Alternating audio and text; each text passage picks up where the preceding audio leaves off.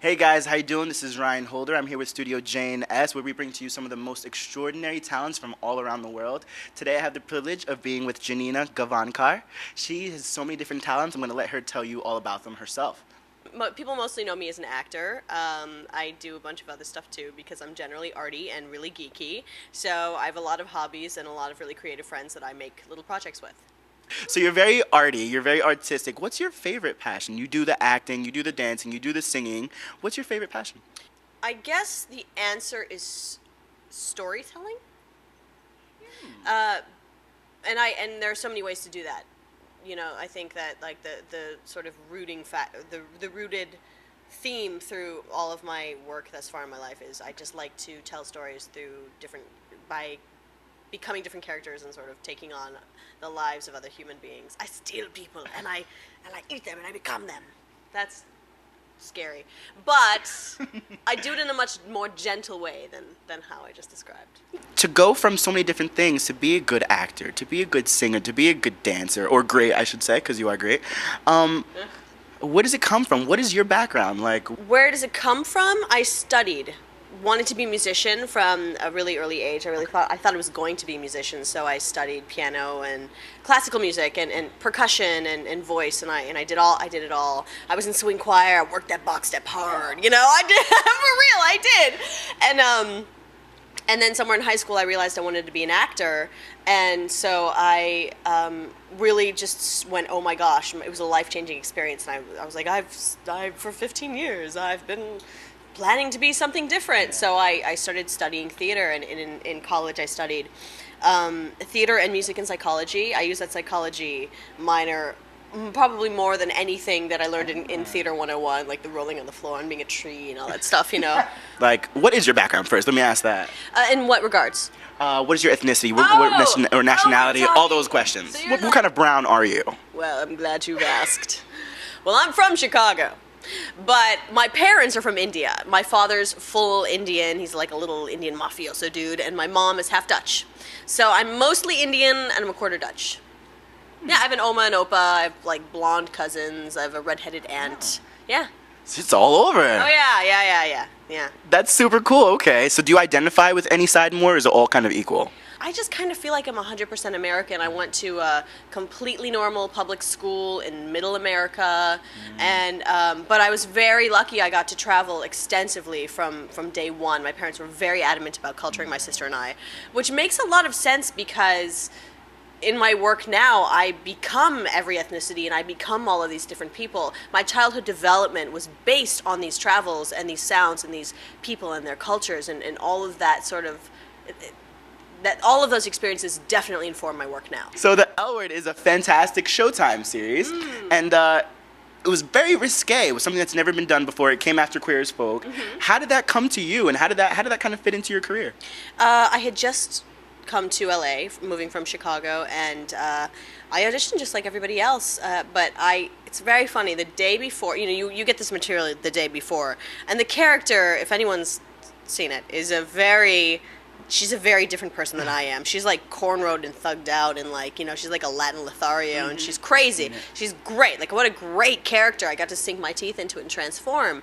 And even though she was the exact opposite of everything that I am, somehow I kind of knew it was mine. So they say, sometimes you just know. No. Sometimes you just know. Yeah. Yeah, and what a stroke of luck for me because I got to join in the 4th season. It was already a hit show, and I was among these strong, talented, focused women who had been working and had such extensive careers already. I mean, being around people like Jennifer Beals and Pam Grier. I made out with Pam Grier. Who else can say that? I can. And Sybil Shepherd, Marlee Matlin, Annabella Sciorra. I mean, these women are powerhouses and have been for a long time. And I've always said it's a marathon, it's not a sprint. So it was a great first gig to really learn and respect the length of the job, if you will. That sounds amazing. Like I said, I've seen the show. I've seen all the different talents that are on there, and I actually got to see you on the show. So when I saw you today, I was like, Oh, and it's really cool because you are styled out. You are like the whole artist, and it's really, really cool. I could still respect that. Is there any part of your career that really stood out to you, like in any kind of genre or any kind of style? Anything that really was like, wow, I will always remember that. That I can't even really think of anything. This is, by the way, this is why I started tweeting. I'm the first actor to tweet. I've been tweeting since 2006, before they were even incorporated. Oh, wow. But the point is, like, I can't remember, but things are so cool right now. I mean, I get to do such cool stuff, and I want to remember it, and I want to see the photos, and I want to remember where I was, so, you know. And you just kind of move on and just go and just flow with it, right? Yeah. I mean, I have so many projects on my list right now, and I mean, and everything from, you know, from clothing design to interior design to, you know, all of these things. I just have too many ideas. Don't tell me how to live my life. Like, I definitely have like a little bit of that in there. Are you a rebel a little bit? No.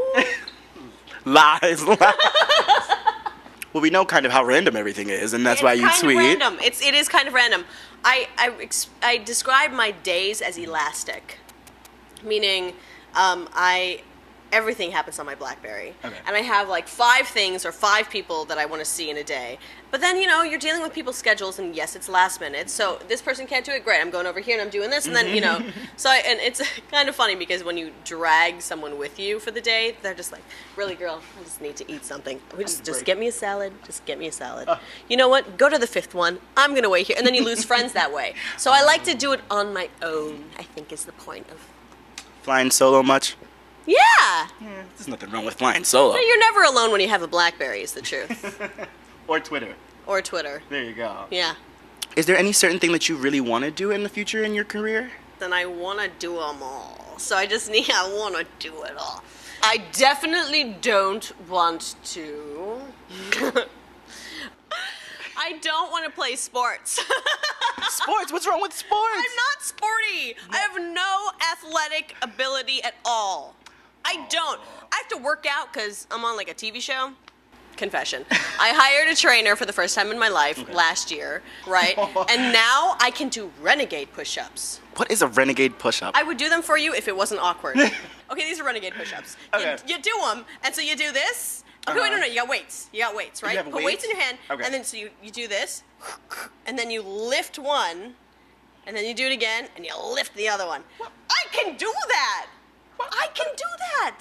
That's Who amazing. knew that I would ever be able to do a push-up, let alone renegade push-ups? That's basically as sporty as it gets. Is like the fact that I'm like so proud about being able to do these kinds of push-ups tells you that I'm never gonna play sports. Okay, well, you might not play sports, but you do have a fantastic TV show. Thank you. And I like soccer boys. Tell me a little bit about Gates. What is that all about? It's going to be taking the place of... Okay, so we are a new ABC show. It's we start airing on June 20th, and Sundays at 9 o'clock, and it's called The Gates, and it's about a gated community where everything seems fairly normal.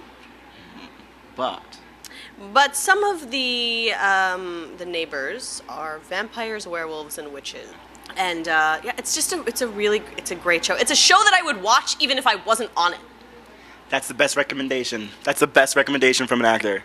Well, The fact that they would watch their own show even if they weren't on it, you know there's something going on. yeah, I mean, I feel like I'm gonna watch it less because then I have to watch myself, which is kind of annoying. gotta see But like, yourself, yeah. well, yeah, but like I'll skip through my parts or whatever. But like this show is great. When we get our scripts, we're like, oh my god, what's gonna happen next? We're so into it, you know? Page turner. There you go. Yeah, it's great. And what role do you play? What role does your character play? I play a cop with the dark secrets. I'm not telling you anything. Oh. Yeah, shake this! You get nothing. We're just gonna have to watch the show to find out, right. folks. So tell them one more time, when's the show on? Sundays, 9 p.m. on ABC. Hi, I'm Janina Gavankar, and you are watching Studio JNS.